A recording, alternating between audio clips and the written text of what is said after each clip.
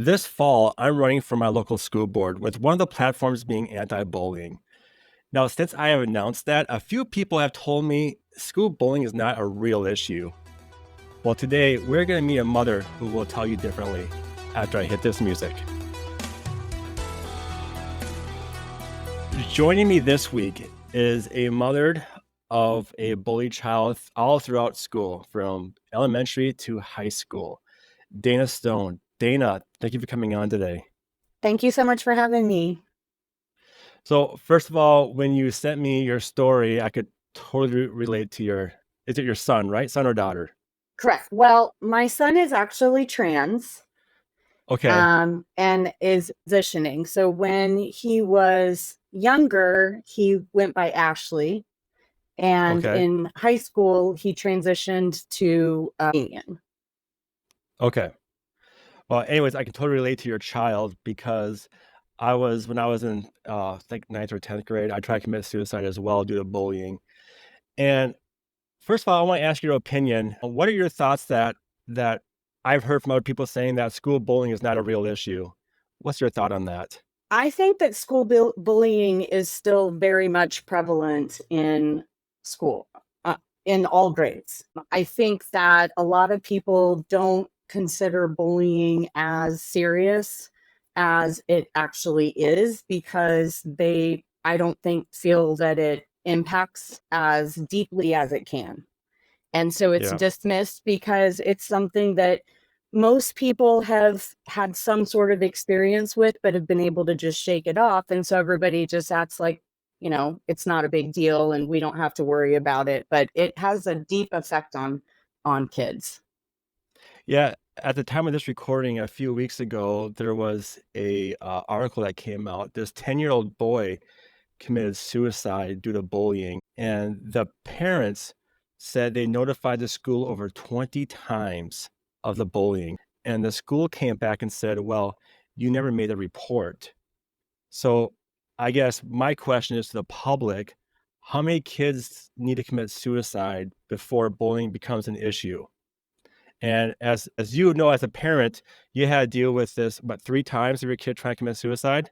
Take us back to elementary school where it all started, and let's go up from there. So my child is unique and different, and that is not always accepted. He's very, very smart. And so that's another thing that made him stand out from the other kids. So when he started school, there were certain kids that would pick on him because they weren't doing as well. So he was shining above them academically. And it was a small school. So it was the same kids starting in kindergarten at elementary school through fifth grade. So the same kids that picked on him in kindergarten continued to pick on him throughout the rest of elementary school. And then a lot of them went to the same middle school and high school. How did that how was that allowed to continue from kindergarten to 5th or 6th grade? Don't know when your kids go to middle school, but for me, it was always 7th grade if it was middle school. But Mhm. why did the school let that run that so far that long if it's the same kids? This should have been an easy thing to shut Well, down instantly. and in the beginning, one of the ways that I tried to work with the school was, and in elementary school, they did do some intervention, but the Okay. intervention didn't really happen until he was in like third grade or fourth grade or fifth grade. So at that point, he'd already had several years that he had been experiencing this, and nothing really was done about it. They would, maybe make the child apologize, but there wasn't really any repercussions for what was happening. And then if he tried to talk to the teacher or someone about it, then he looked like he was being a troublemaker. So it turned Yeah. it around, and for him being the victim of bullying, it turned around to then he had to defend himself over something that he didn't do. And it broke him. I mean, it destroyed his confidence. And so that was the difficult part. I actually ended up reaching out to the principal at one point because it got so bad. And the principal essentially called the whole class together to have like a discussion about bullying, which I understand the idea behind it, but it kind of spotlighted my child. And instead of dealing with the actual bullying issue, it just made it worse. Yeah. A few weeks ago, I was actually gaslighted by my own school board because I'm running for one of their positions, and that's gonna be a topic for another podcast recording. But what I've learned is if a person that's being bullied speaks up, it's called the term is called gaslighting. The person that you're reporting this to is gonna make it sound like you're the problem and it's your fault. It's no one else's fault, even though the other person started it. It's called gaslighting. It Mhm. doesn't it doesn't make sense, but I just learned this term, like, a few weeks ago when it happened to me. I didn't realize I was gaslit until until I Googled it, like, "This is called gaslighting." Shoot. Mhm.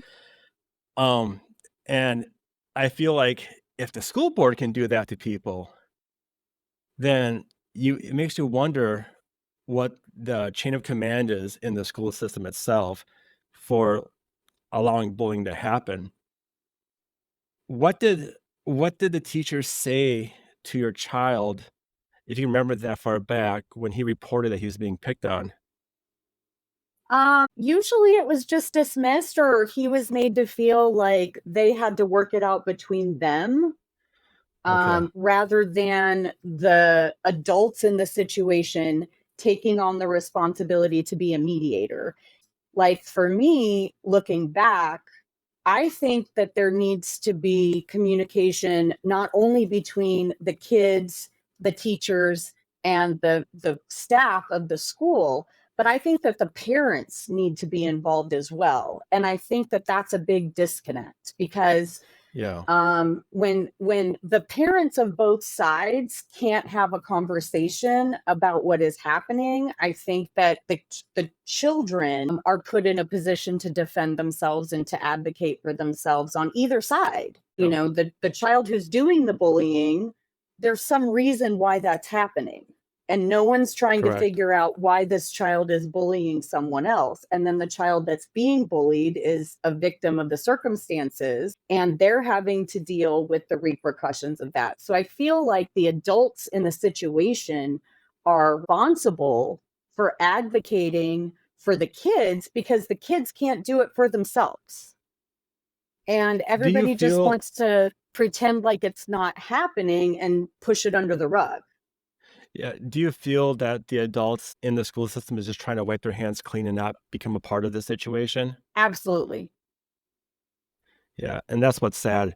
Someone needs to stick up for your child. Did you know about this right away when it started happening in kindergarten, or did you find out at a later time?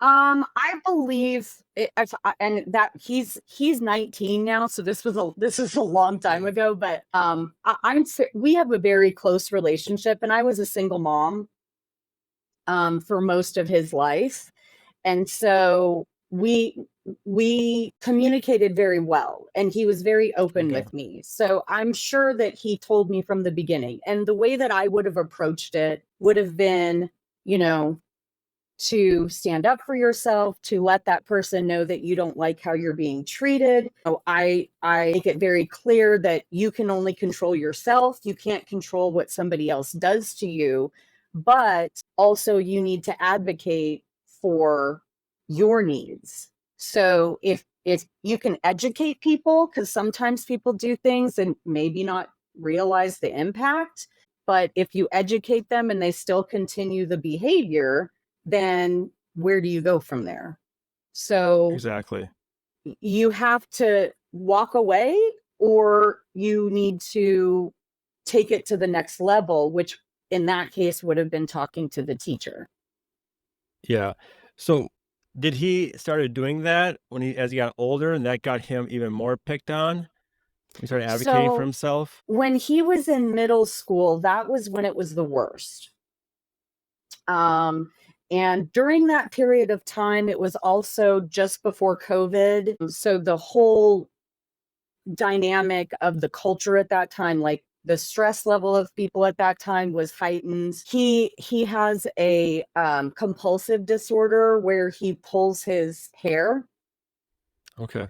and so we were having to shave his head, and you can see noticeable spots. And what was happening in middle school was that it wasn't just kids that knew him that were bullying him. It was random kids that would see him just walking through the hallway that thought he looked weird and would bully him because of how he looked. And they Did would your son act. Go ahead, I'm sorry. did your son come home and tell you every time he was bullied? Or is that He kinda like once when he was very depressed and kinda told you? No, he talked to me about it. I Okay. could tell when he would come home and it would be a particularly bad day. We tried to put things in safeguards in place for him to help have a little bit of a barrier where I was able to get approval for him to wear like hats in school, because they couldn't wear hats, but he could wear a hat, and that way it would kind of cover up his hair a little bit to make him less of a target. But then kids would pick on him for wearing a hat because they didn't get to. So Correct, it's yep. like you can't win. Did you talk to the school at that time as well? Did you talk to the school every time he was being picked on? I didn't talk to them every time. I talked to them when I recognized that it was ramping up and it was getting worse, and it would get to the point where I knew that it was going to have a strong impact on him. So I took it seriously, but I also wasn't going every single time something happened, because if I did that, we would be there. I mean, that would have been my full-time job. Well, and I see your point though too, if you dealt with it in elementary school and they didn't do anything, after a while you become that mom was like, "Oh, there's Dana complaining about her son being bullied," which is not, they kind of which they shouldn't do. They should look into every single case. What what set your son off to the point where he was hospitalized? I think it was just a culmination of a lot of things, that he was just so broken down. He didn't have a lot of friends because he just didn't click with a lot of people. And so he got really depressed. He was dealing with anxiety. And that's the other thing with bullying, is that it brings in all of these other emotions that kids don't know how to process always. He was struggling with depression, he was struggling with anxiety, he was, just going to school in the morning caused tremendous anxiety because you don't know what you're going to encounter. Yep. The point where it got the worst, he didn't try and do anything, but he had a plan in place. Okay. Well, He had that's all you need. That's Yeah. plenty. So he had thought, and I didn't know that. So I found that out because I knew something was wrong, but he wasn't talking to me, and I didn't know why. So I actually took his cell phone, because our rule was that you can have a phone, but it's my phone, it's not your phone. And anything on that phone I can look at any time. So don't have anything on here that, you know, you don't want me to see. And in looking at some chats that he had on his phone, that's how I found out. Okay. Are you able to share what his plan was? He didn't ever tell me his plan. Okay. I he did. So I actually started getting a degree in social work. So I've had a lot of experience in and knowledge in child development and psychology and things like that. And when I was talking to him, he told me some of the information, but mostly it was just that he had thought about it, that he had thought about it to the point where he was worried that he was going to do something. And so when I found this out, you know, it broke my heart that he felt so alone, that he felt like that was his only option.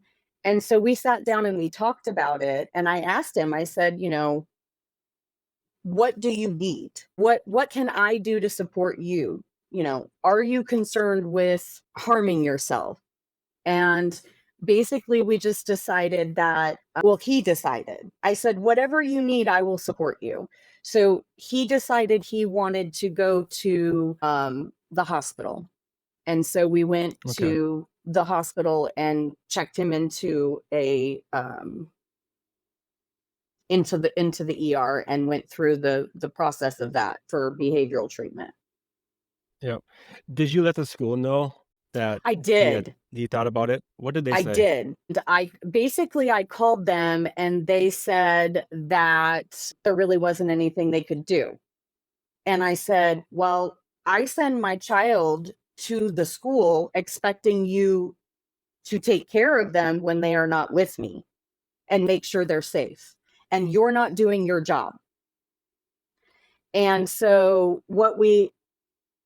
I said, I want to work with you. You know, I tried to do what I could, but basically they just kept pushing back and saying there wasn't really anything that they could do. And at that point, the bullying had gotten really bad because it was a former friend.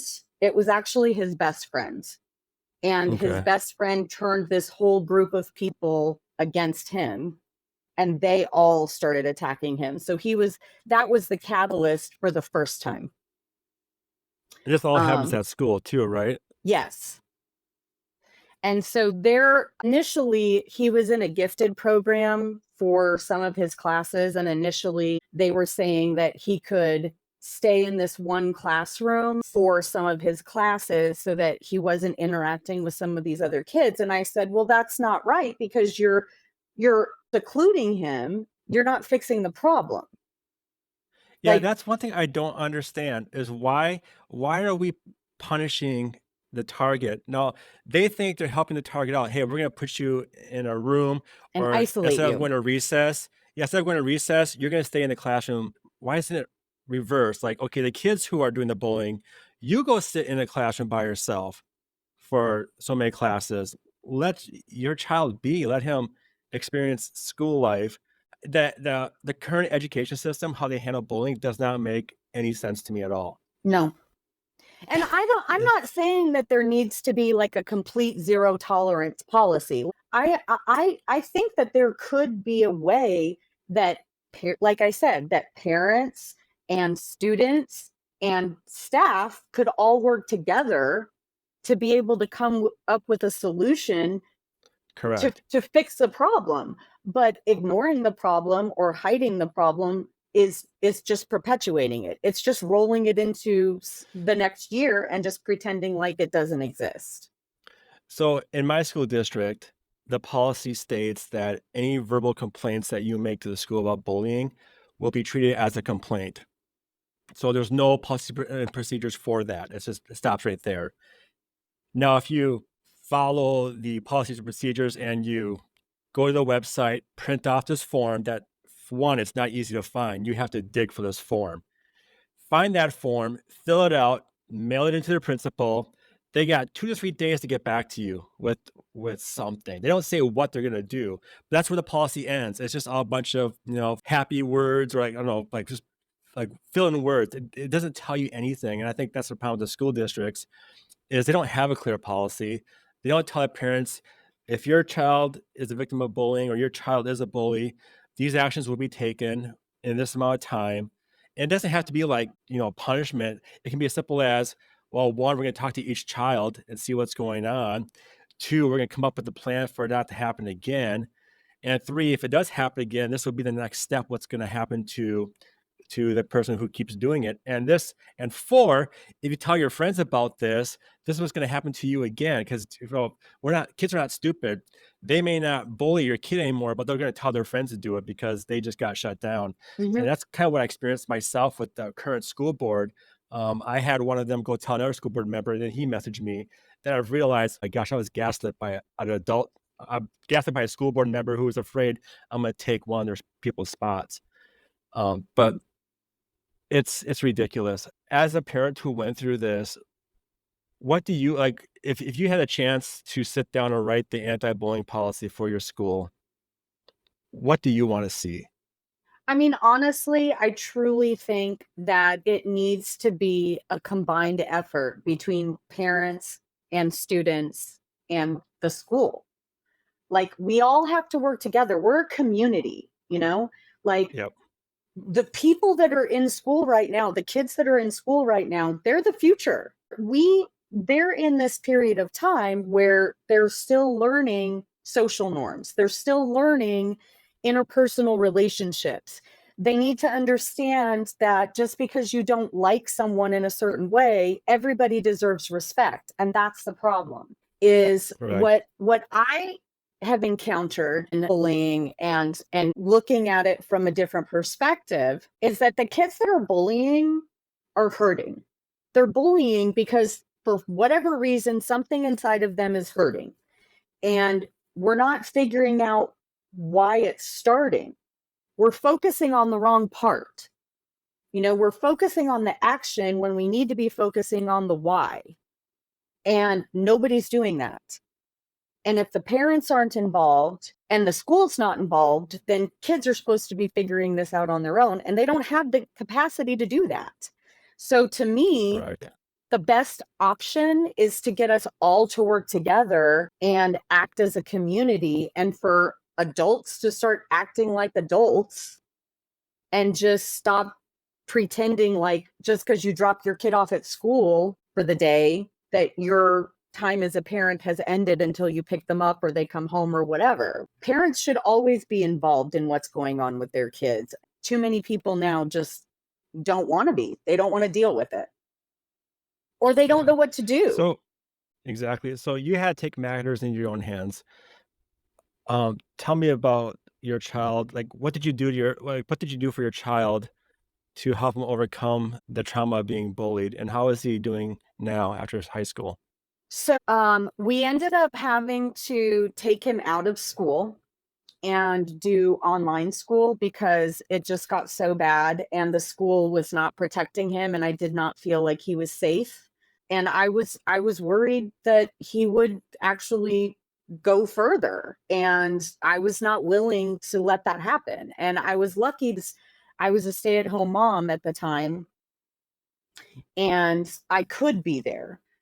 So he did online school through our school district, which I had to fight for, because at the time that all of this happens, there's a certain period of time where they close enrollment for the school because it was at the beginning of the year, because they want to get the numbers for the schools because that's how they get funding.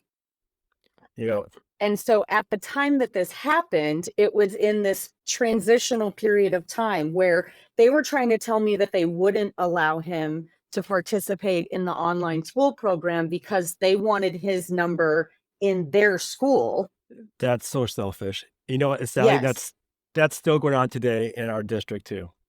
Yes. So I said, that's unacceptable, and you will do this. And if you don't do this, I'm going to push it as far as I have to push it because I got nothing but time. And I love my kid, and I will fight my dying breath for my kids. So we went through that, and he went through counseling. We found some remarkable therapists. I worked with him at home. He ended up finding some friends and creating friend groups of people that were more alike with what he enjoyed. Like, he found people that had similar interests and hobbies. He started participating in a community teen group side of school, which also gave him more self confidence. And as his self confidence increased, and as he learned how to deal with processing the anxiety and emotions that he had, he got stronger and stronger and stronger. And when he Good. went to high school, it was much better. He still encountered bullying, but not to that extent. And at that point, it really didn't bother him anymore because he knew who he was. Yeah. He got his confidence built back up. He can take care of himself now, Yes. which is good. So he just finished his first year in college, and he just moved into his own apartment. He is happy, he is healthy, he is thriving. He is very confident. He knows who he is more than I did when I was in my early 40s, and he's 19. For the parent that is listening to this, or maybe a school employee, what is your advice to help to end bullying, or what is your advice for the parent to help their child who's dealing with the bullying? Like, what's like one big piece of advice you can give them? For the parent who wants to help their child who is struggling with bullying, remind them that people behave the way that they do because of their own brain.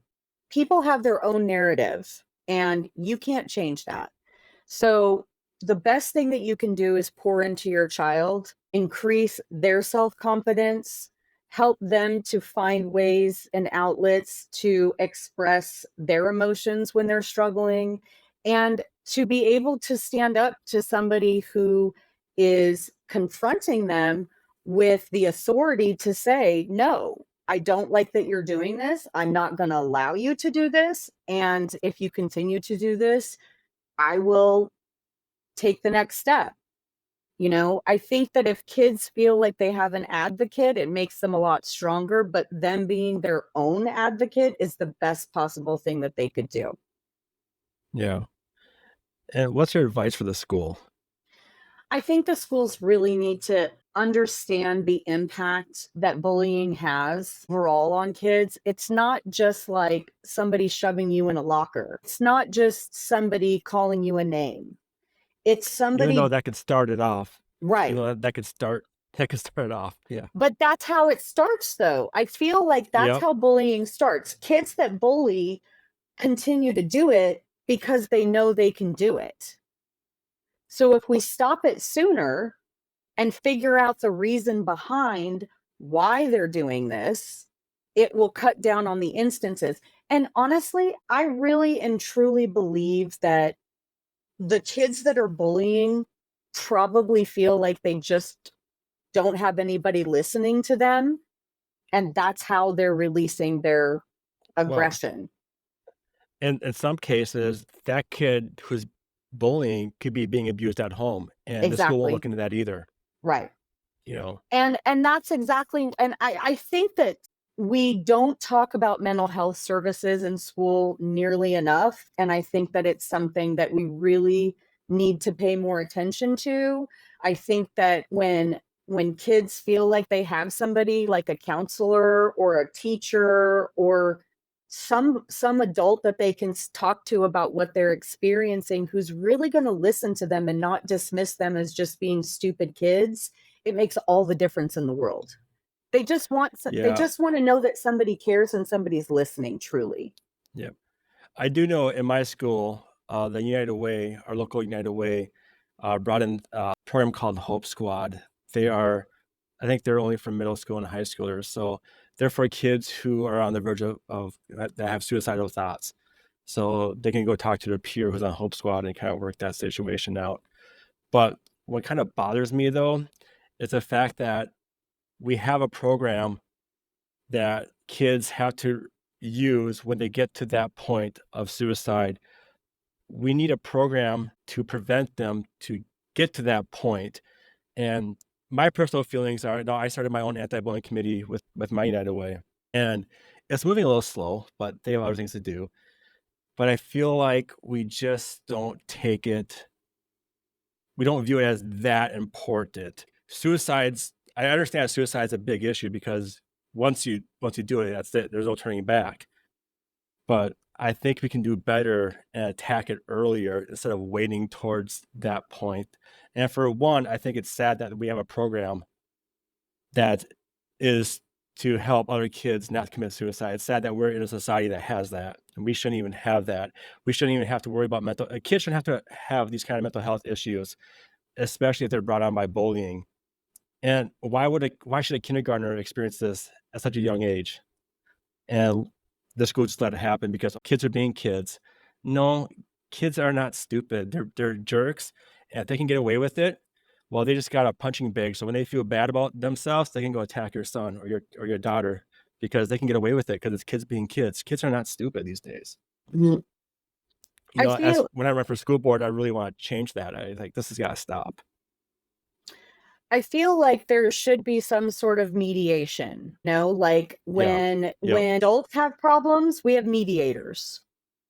So Yep. why wouldn't we have that for schools? And that could involve students. It could be something where you have older students mentoring younger students, where an adult is in the program as well. Like, I think that getting more people involved in the process is the key to having a successful outcome. Yeah. Dana, I want to thank you so much for coming on my podcast and sharing your story. If people want to connect with you, how can they do that? I You can connect with me through Facebook. Right now, I don't have a lot of stuff up. I'm in the process of actually starting a website, but I'm not there yet. Okay. Do you have the website name picked out I'm actually working or with a or friend of or mine paid and for? she's doing it. So Okay. Okay. Well, for those listening or watching on YouTube, I will post Dana's Facebook link into the description or the show notes. Dana, thanks again for coming on today. thank you so much for having me, Tim. And for myself, you can always find us at our very own website, which is www.breakingbullying.com. You can also reach out to us at our email address. If you have a story of your own bullying to share, or for whatever reason you want to get a hold of us, our email address is breakbullyinghere@gmail.com. Now, if you're a victim of bullying and you don't know where to turn, there is online resources to help you. The first is the government's very own anti-bullying website, and the address is www.stopbullying.gov. And other online resource is www.pacer.org/bullying. Now, if you have had thoughts of suicide or of self-harm, we implore you to stop. Reach out to the National Suicide Hotline. That number is very simple. It's 988. I'm Tim Flynn, and thank you for listening, and we will be back next week to continue the conversation to break the silence on bullying.